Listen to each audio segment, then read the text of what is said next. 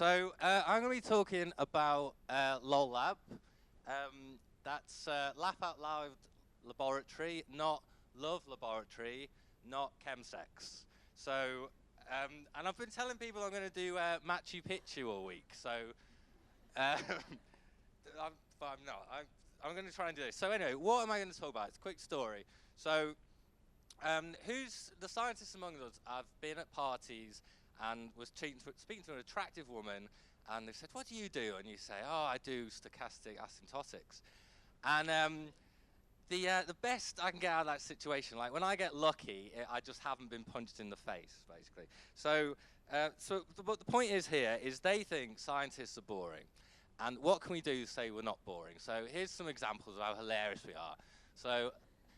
But people have done this sort of thing before. Like they've tried to make scientists comedic and funny, and the Bright Club, you might know, Nerd Night.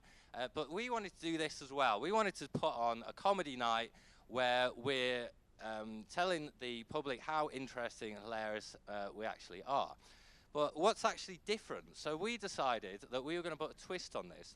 So we were going to do a PPI activity. So we were going to engage the public and have them create the night with us.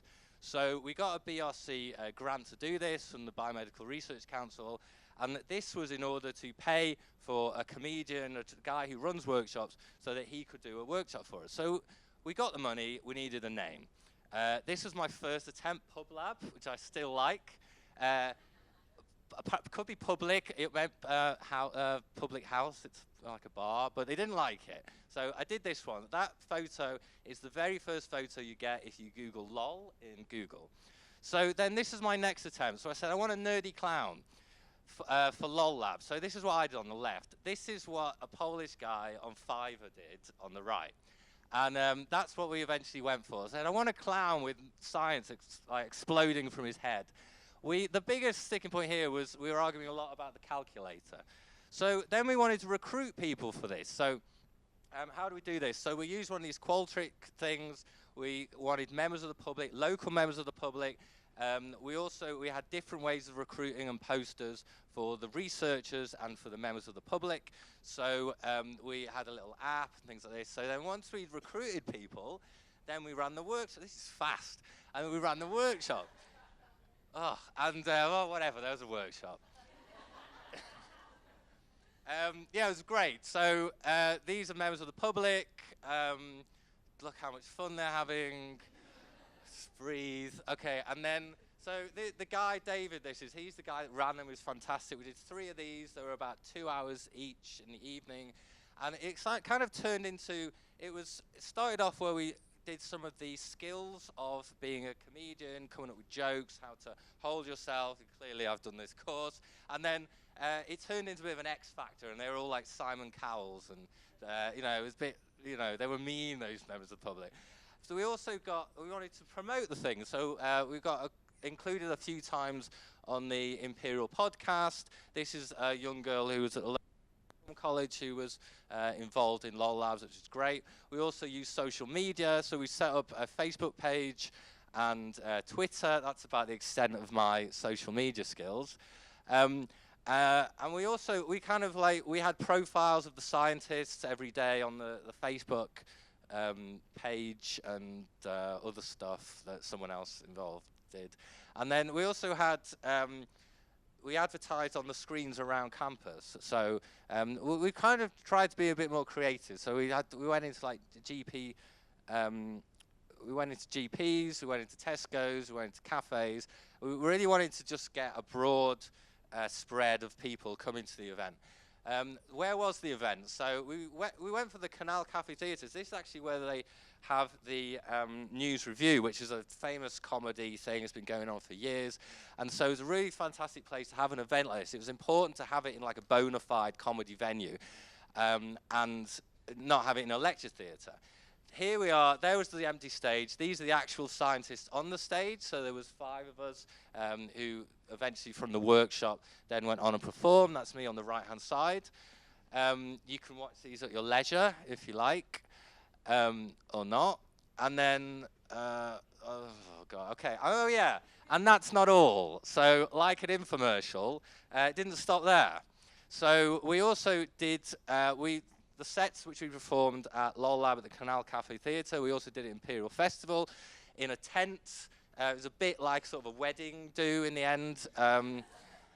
Except there were loads of kids rolling around on the floor, which didn't help. We also did a workshop at the Engage conference in Bristol. So this was kind of lessons learned if other people wanted to do something similar. And we also involved one of the members of the public in talking about involving members of the public. So it was a very meta PPI thing. We were quite happy with that. We did a couple of posts for the award-winning Perk blog, and then, well, the blog's not award-winning, Perker. And then, I think that's, oh no, that's not all. There's more in a second. So, yeah, so that was kind of the first iteration. So there's going to be LOL Lab 2. So this is like, you know, it's personal this time. So this is going to be in White City. It's the same kind of model, but we're going to do it in this QPR football pub. So I'm not quite sure how that's going to go. I mean, I haven't been in there. I'm not even sure that's the pub. I just found it. But hopefully it's not scary. And this is just to wrap it all up, really. So this is where the relevance, which was an important thing that we wanted from it. That we're accountable, and also that this is obviously like public-funded money. So incorporating the public and really listening to them and being like a two-way creation was really important. The end. Thank you.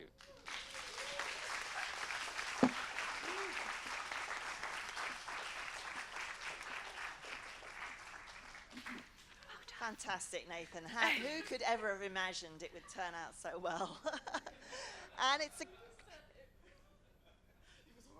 It was horrible. It wasn't that painful. Surely it wasn't that painful. It was a great start. Well done. Now, we're going to have questions at the end, so don't worry. You'll be able to cross-ex Nathan and the others, but we'll do that right at the end. Our next presenters have actually decided to take this to a whole new level of complexity by having two presenters at the same time. So we have Anna Lawrence-Jones and Dr. Kirsten Dalrymple from the Department of Surgery and Cancer. Good luck.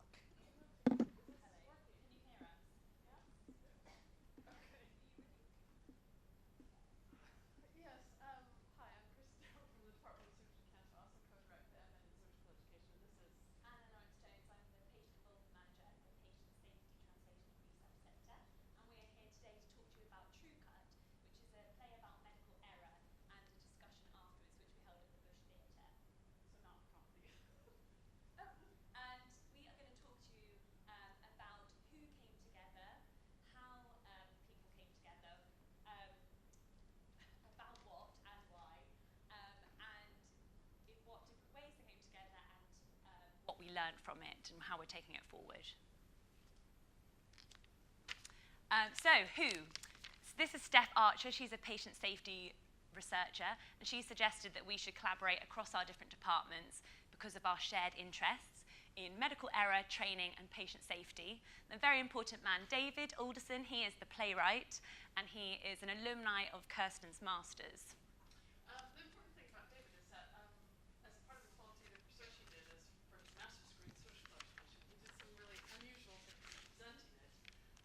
That was presenting it sort of as a play. But it wasn't a play as you might recognize a play. So the next step for that is that he translated it into a real script. And that script has been performed at multiple audiences, but had never been done in front of the public. And so the perfect opportunity came along when we found that there's a seed fund that was made available. And so it was a perfect opportunity for us to actually put something together. And that's what we based the project on, was something that would allow us to collaborate. Now, on the backdrop of our own interest in training and in patient safety, there, as you might know, there is sort of an epidemic of healthcare professional burnout. And it's not just in the UK. It sort of spans most of the Western world. And there are lots of people who are concerned about it, including lots and lots of clinicians. The 10 articles most read from Medscape in the US last week were NYU resident medical student die by suicide 5 days apart. Physicians experience highest suicide rate of any profession. People are really worried about it. People are leaving the profession. And so there's also people who are being criminally prosecuted and lots of difficult, very hot-button issues that emerge from clinicians making mistakes. And also, obviously, if you are on the receiving end of a mistake, you have lots of things to be concerned about as well. So we're very concerned about trying to bring together different groups of people to talk about these issues, but clearly they're very sensitive topics. And so this idea of reciprocal illumination comes from Roger Kneebone, who is someone I work quite closely with. This is this idea of trying to bring together perspectives so that people, healthcare professionals and the public, can come together and leave with some sort of mutual understanding and empathy for one another.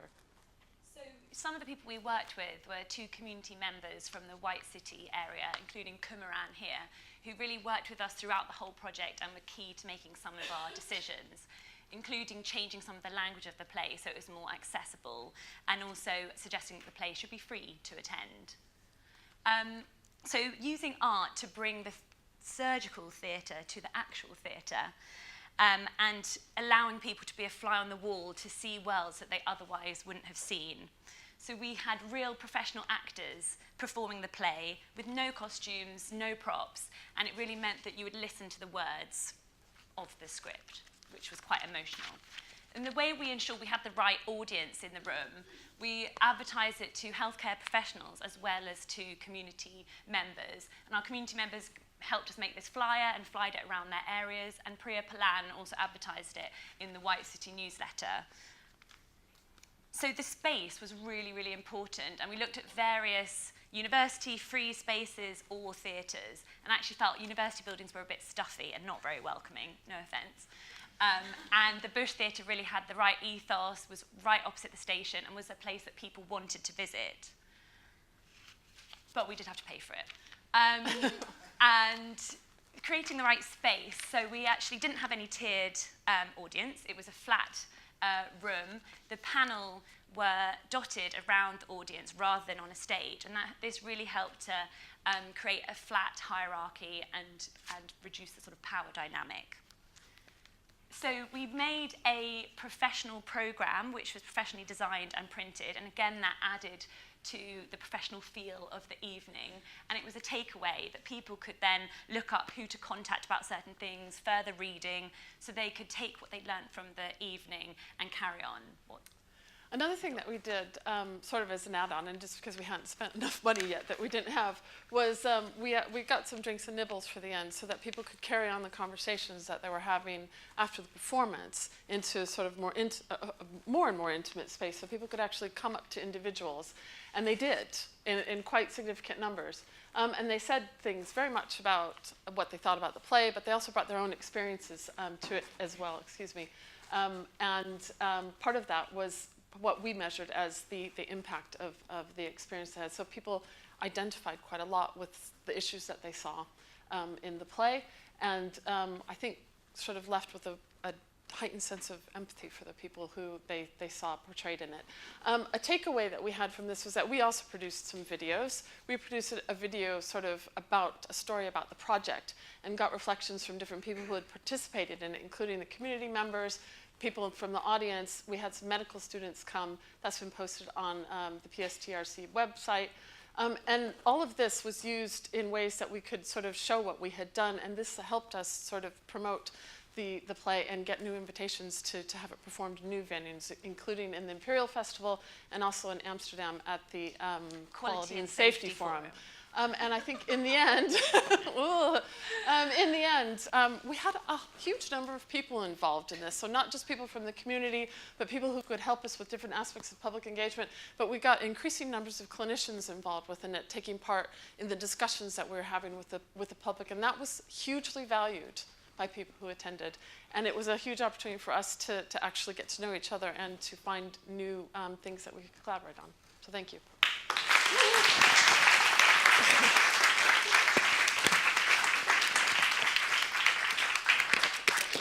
Fantastically in sync. Well,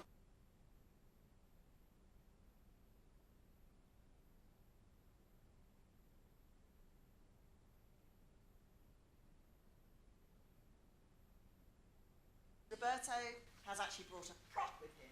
I'm not sure if that's allowed in Pecha Kucha, but we'll allow it today. Wow, thank you. Can I have a pointer as well? Oh. Ooh, it's like juggling. all the skills. Can you hear me? Hear me in the back? Yeah, cool. Bring it on. If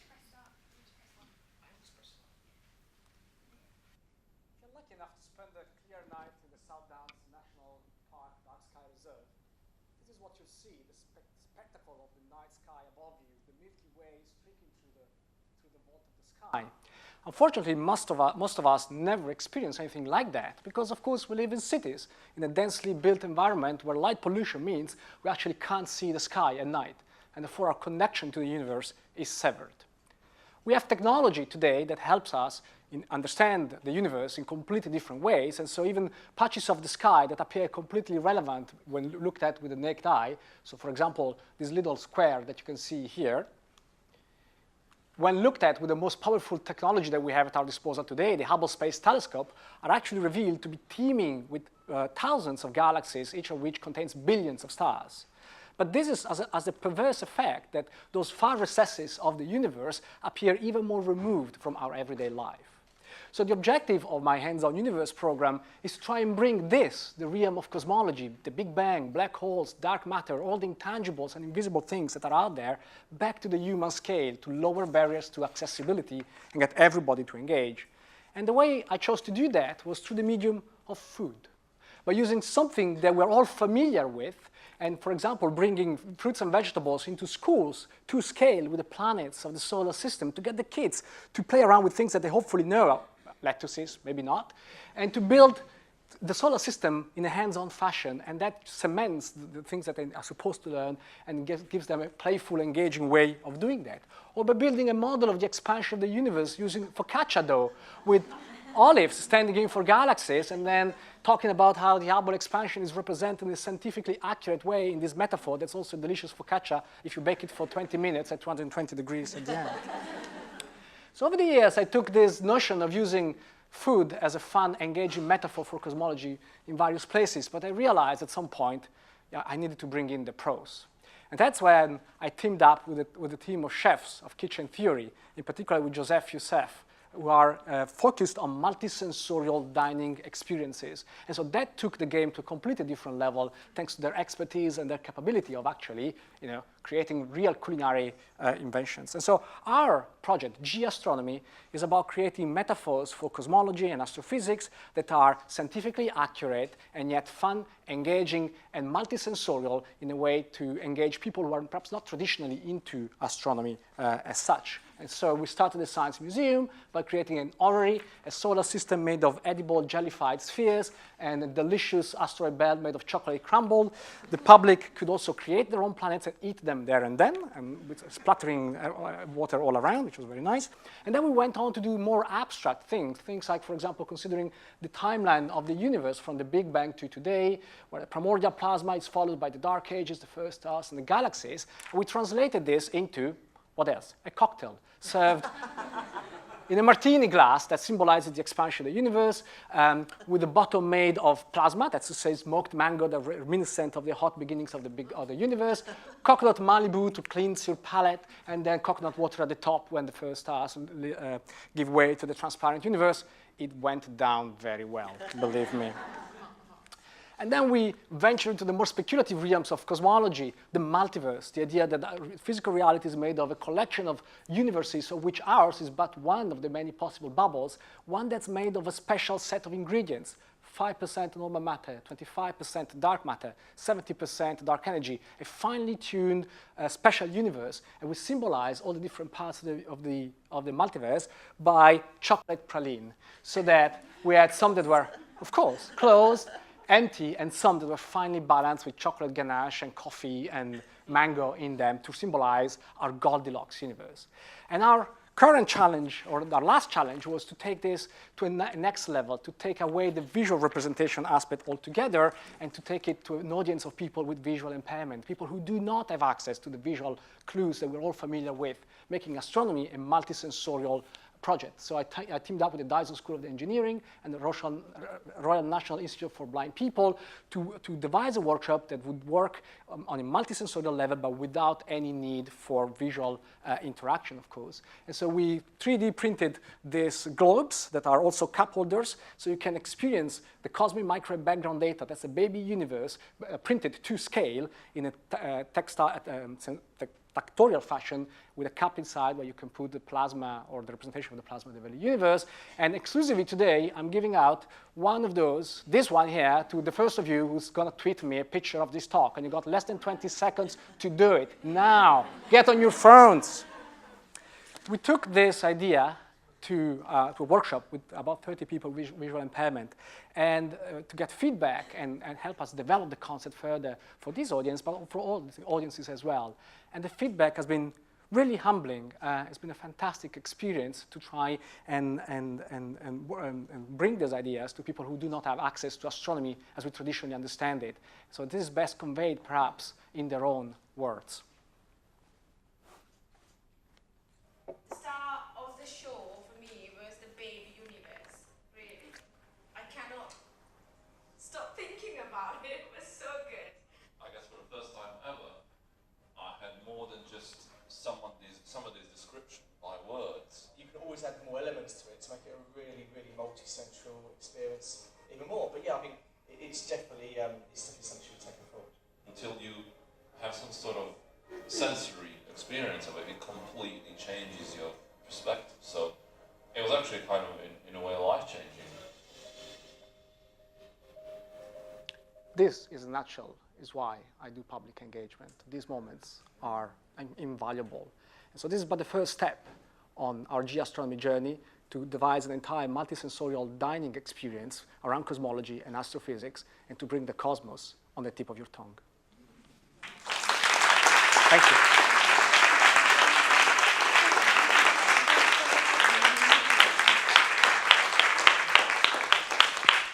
Fantastic, Roberto. I think you might have just done this before. My first time. Oh, it's first time. Brilliant, brilliant. So the final presentation is from Dr. Sandeep Ola from the Department of Civil and Environmental Engineering. Sunday. Yes. Can you hear me? Yeah. Right. Thank you very much. Engagement for me is about creativity. It's about defining people's future. And what I do with the kids is what I'm going to explain to you in the next 6 minutes. These are the opportunities I didn't have as a child to be able to explore things. So we'll bring you together and we'll get them to increase their aspiration, give them opportunity, especially from those from BME, to taste Imperial College. Literally come in for a day and do fantastic events. And I have a lot of collaborators in the audience also that help us to do this thing by doing workshop on engineering, physics, medicine, robotics, and so on. And robotics is going to join us next year to do something very, very interesting. Teamwork is very important because when these kids are working, we need to make sure they understand. We were talking about communication this morning. They need to know how to communicate with each other, how to support each other, how to get the best out of each other. I'll tell you, engineers save more lives than medical doctors. A lot of people disagree with me. Why? Because we're very civilized people. Yes? We provide clean water. You came into the room just now, there was a light, and you go into the toilet after food, your waste, we get rid of it. And also, lawyers, as you know, they only make their money when there's litigation and problem. But with the kids that do it, I make sure I get them involved by saying, listen, this is what we start with. Now, you could imagine that to be a door. It's not very stable, is it? And what do we do to it? We put another one across. And even better, we put two across. So all the building you see around you is made out of what I call the X factor. Yeah? And then we get them to dive into something more engineering. A bridge, that's a simple bridge. Yeah? A tree fell, and the guy decided to use it as a bridge. How much engineering can it be? Yeah? When they do that, and then we'll get them to say, listen, we want you to build a bridge. And then we'll give them some ideas of what a bridge looks like. The next slide is coming, right? A beam bridge, an arch bridge, a cantilever bridge, a suspension bridge, various type of bridge. So we load them with information of what they need to build. And then we put them into groups. I'm going faster than I should be. We put them into groups. That's the suspension bridge and the cable bridge. I'm sure you've all seen these before, but students or young people don't have a clue what they are. We drive over a bridge every day. We don't know how it's put together. So we'll give them some information on that. And then we get them to decide what kind of bridge they're going to build. And also, this relates to what kind of university you want to go to. You want to come to Imperial College, elite university, or you want to go to one of the second-hand universities? Yeah? So we get them various options of materials: spaghetti, straw, marshmallow, wood, all kinds of things. You decide what you want to, how you want your bridge to look like, and they'll be working in team. But sometimes this thing doesn't work. You choose the wrong university, like the Millennium Bridge. Yeah, it was designed, it was a wobbly bridge, but when it doesn't work, and they experience that as well, the first one they do will not work. It won't take any load, so they have to redesign and get it right. So we give them a sample of that, of Millennium Bridge that didn't work, and then the people went back in there and get it right. So that's just a sketch of what kind of bridge I wanted to do, either as an individual or as a team. And I give them a bit more engineering knowledge of how a truss, what we call a truss, look like. Because what they're going to be making is made of a truss, and it's also made of the X factor. So we plan that X factor into the head. And again, give them some specification. I want your bridge to be 1 meter long. It cannot be 1 millimeter less than 1 meter. It has to be 1 meter. But the wood or the material we gave you, the longest length is 600 millimeters. How do you join them to make it 1 meter's length or 1,000 millimeters length? So they have to think, they have to work out, they have to decide, they have to argue. There's so many things they have to do. Drinking with straw. This is innovation. Yeah? When you go to a bar or whatever, what do you use straw for? Just to drink. We're making bridges out of straw. And we're testing it, and I'm showing them how a real bridge works. And it's exciting when it comes to this testing. They get very, very excited, especially those that haven't seen anything like this before. You have to see it. I've got some video which I could show you some other time. And from these, a star is born, because they were able to develop their own capability to be able to do this thing. Since they couldn't do at the beginning, and just from a simple X factor, they were able to build things. They were able to work together in collaboration, teamwork, and they have to decide, do we eat the marshmallow or do we make something out of it? Yeah? So there's that conversation, there's that communication. And if you turn your back in your group, your marshmallow can disappear. I've seen it happen before. So you have to make sure you keep an eye. And then at the end of the day, the specs, this is a particular one, is a water tower we asked them to make, a tower that we could put water on. They end up giving us something higher than what we requested for, or some people go shorter. So they were looking at other ways of doing things better, of working within themselves and acquiring things. And at the end of the day, they could say to themselves, yes, we can.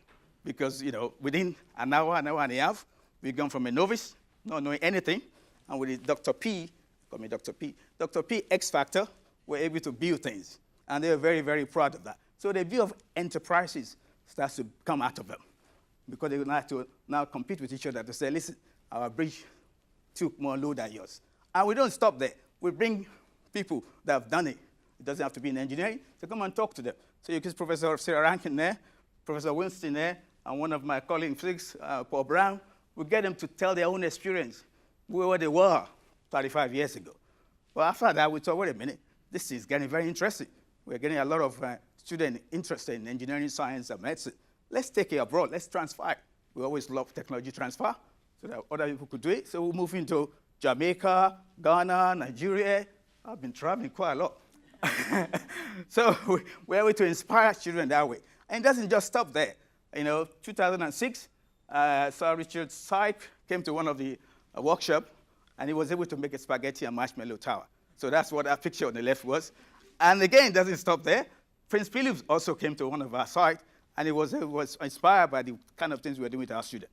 So Imperial College, ICICE, which I told you earlier, is Imperial College Capability, Innovation, Communication, and Enterprises. Thank you.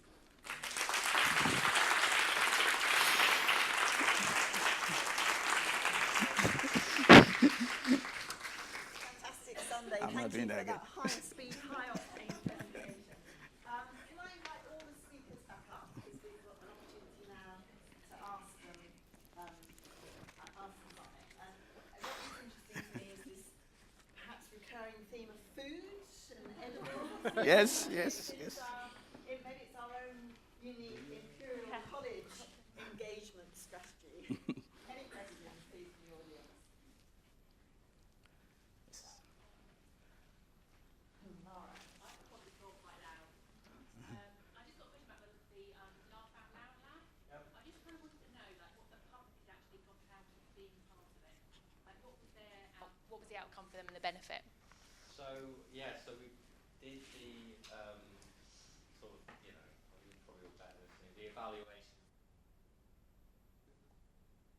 were how they relate with scientists and the science that they do. So I work in infectious disease epidemiology, so it's kind of easy to talk about headlines and the work that we're doing and it influences, I don't know, Ebola and flu.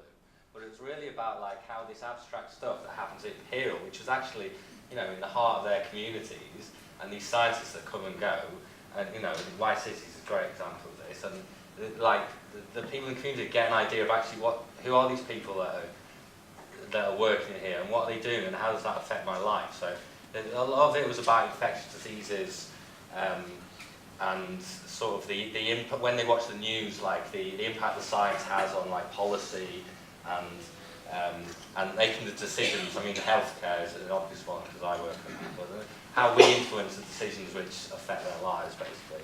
And they also found it really interesting. Just, you know, they wanted to go away and learn more about it. It makes it more accessible, and so it's the importance, but also just the accessibility of it, really. It's less of an abstract idea. It's kind of a longer answer than my talk. Any other questions? Yeah. That's one. This is to all of the panel members. How do you promote these events to the public? Like, what is the actual take-up? How much effort do you have to put into promoting these events to the public? I can say from the True Cut perspective that we should have overprescribed the tickets more than we did, and there was probably a 20% dropout rate, sort of the day before, on the day, 5 minutes before. But the difficulty we had was that the theatre said we couldn't just have a public event that anyone could come to and queues out the door. We had to ticket it in advance. So we had a list of names on the door and people had to cross off their name as they came in.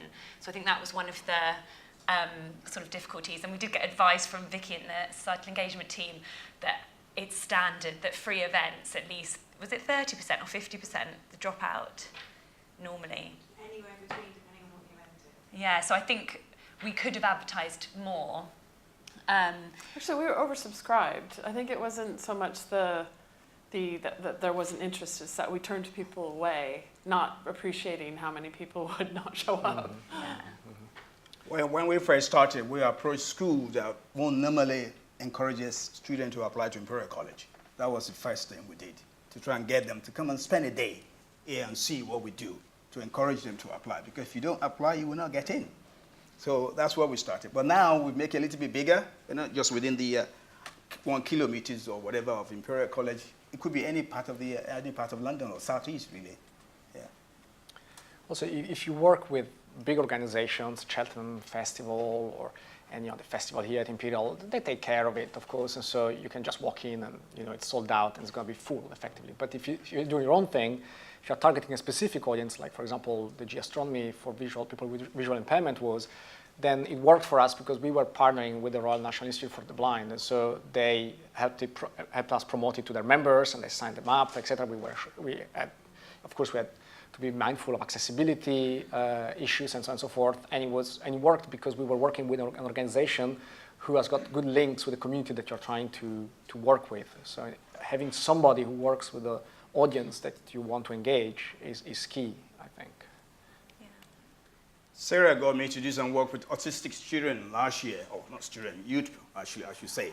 And that totally changed my mind about people with autistic, because it's amazing how they learn. It's different from us. And they learn faster and quicker. We introduced an element of costing into the bridge project. In other words, if you need more material, you have to pay for it. So we give them paper money.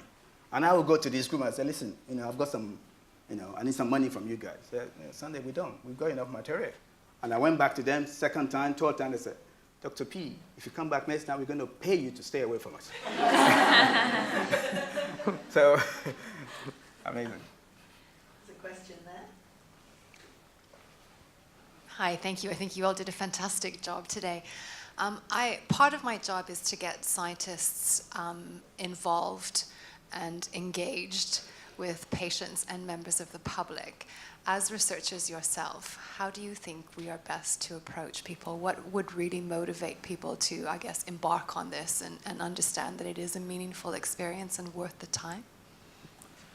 In some ways, I think you sort of build up, well, I mean, in our experience anyway, the issue of medical error and healthcare professional burnout is one that people are really concerned about in the profession. And so there was an interest to begin with. And then once people start participating, they start talking to their colleagues, and then it becomes a bit easier to sort of recruit people in the future. And I think, so in some respects, it's sort of a long game that you have to play, and you're building up a reputation with people as well as you go along. Yeah, and I think, Kelly, I do a role that's similar to you, and sometimes it's in the literature like a light bulb moment for a researcher to have a good experience, whether that's in a public engagement event or involving patients in their research, to suddenly realise actually it can add value. And I know Claire's talk about Kevin Marsh, obviously he is championing that. And so if you can showcase to people the benefits and how it works, I think people, and have champions or leaders championing it, it could encourage others to do it as well. I think most people are into science because they like doing science, and people are passionate about what they do. I mean, we're not here for the money, well, some of us are maybe, but the fact is people like talking about what they work on, and they're often passionate about it. And I don't think it's a case of convincing people to talk about what they work on. It's a case of just finding that outlet for them, and the time and the resources and the support. I think people love talking about their work. People love talking about themselves. They say their name or their own name more than any other word. It's, I don't think that's the challenge. The challenge is giving it's the right access to expressing that. Like everyone wants to talk about things they love. I know we don't have enough time within Imperial College of kind of things we do, but we do have that Wednesday afternoon where we don't teach our students, although the student then goes on and do other things. That's why I started Wednesday afternoon, going to a local school and trying to speak to the school children that way. Or get involved with the head of science in whatever school. It could be a school that your child is going into. Go in there, speak to the head of science and say, you want to come give a 5-minute talk. And the whole thing will just start from there. It's really, really inspirational. Because you could see people changing with time. And also, I think different people do it for different reasons, obviously. Yeah. But it's also a cultural change, something that will take a little while to be complete. But for me, certainly the idea of giving back to society is part and parcel of what it is to be a scientist. I do consider myself quite fortunate to be able to do a job that I love and to have freedom to do research, etc., on subjects that I decide, etc. But this, of course, comes through being funded through taxpayers' money eventually, ultimately, and therefore it is a little bit of our job as well to give back some of the excitement, some of the whys and hows of research to the public. Partially also because, of course, building this relationship with the public is important in continuing support for science, especially in the times that we are in, where we see quite some backlash against experts, etc. So that battle for the public, for support of public opinion, is never won. It's a case that needs to be made continuously, both at the practical level.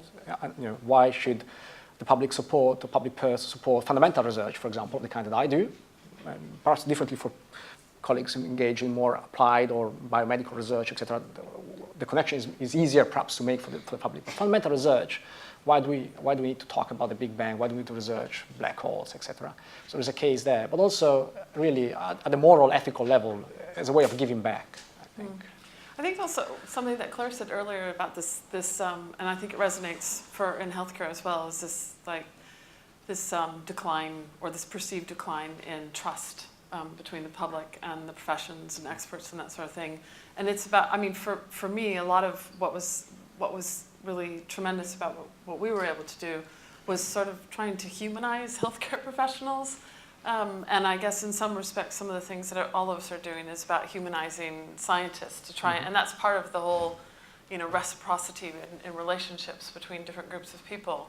And so I think that it's that sort of human contact and that trying to communicate with each other in ways that we're trying to share our experiences in ways that, resonate with our values and our beliefs. And that sort of goes beyond facts, I guess, and sort of positivist ways of thinking about the world. For me, it's also a good way of putting into your research proposal where the question is asked, how do you disseminate your work? How do you, get involved with society and all that? I think a paragraph there as to what you do in schools or in the pub with all your chocolate and all that, it could actually, make things, give you a little more point in there to say, yes, this work is actually applicable to society. I'm going to ask one last response from you all, and if you could have one thing, if the college could do one thing for you to make doing this kind of engagement more possible, what would that be? One thing. I know. Yeah. Give us more than 24 hours a day. One bracket possible thing. I like this idea of building from a seed fund to something that's bigger, because I felt like we developed new relationships that we would like to sort of take further, and we've had some proof of concept that we would like to. We feel more confident. We can show others that we feel more confident. We've got something to show for what we've done. So I think, that's sort of more tiered. So a sort of follow-on fund from the seed fund. Okay, more money. That helps. That's exactly what I was going to say. I mean, we have the time, and we could create the time, but the funding is not there. Okay. Yeah. The collaborations. I think for me it's the network. I think it comes back to the question of how do you advertise and reach the people that you want to reach, and we were trying to have a diverse audience, and what does that actually mean and how do you go about that? So if the college had built a huge network of people from different backgrounds across the UK, that it was easy for the researchers or us to access, to advertise opportunities to, then you wouldn't be kind of being a outreach comms person as well as organising the event, or so to make that advertising to different people easier. Yeah, I agree with those 2 points. I think connecting with the public, it's done very ad hoc at the moment. At the Engage conference, all the questions at the end was about how did we reach out to the community and how do we advertise it and what kind of people came.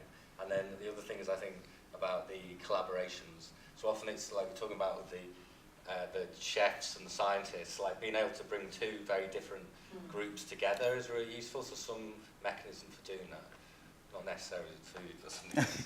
Yeah, absolutely. Do you want to add something, Roberto, that's something visible, achievable? achievable.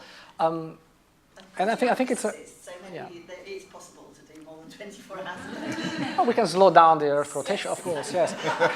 Let me think about that, Maggie. No, seriously. All the things that have been said are very important. I think as an institution, and this is already in the strategy, so obviously we're already working on it, but really this culture change is important, and all the things that everybody else has said, I think will make it possible for people to see public engagement more and more as part and parcel of their job. Just a seamless transition. It's just one of the things that you do as a scientist at Imperial. It's not on top, it's not above, it's not in your free time, it's not in the evening. It is part of what we do as scientists. So if you can enable the culture change and nurture the new generations that come up seeing this as a matter of course, we do see it in the students, I think, which is hugely positive, then in a number of years in the future, everybody, or a majority of us will do it, and it's just the new normal. I think that's important. So the good news is that I think we're working on all of these things. Bad news is we haven't quite got there yet, but we are trying. Please join with me in thanking the team so much.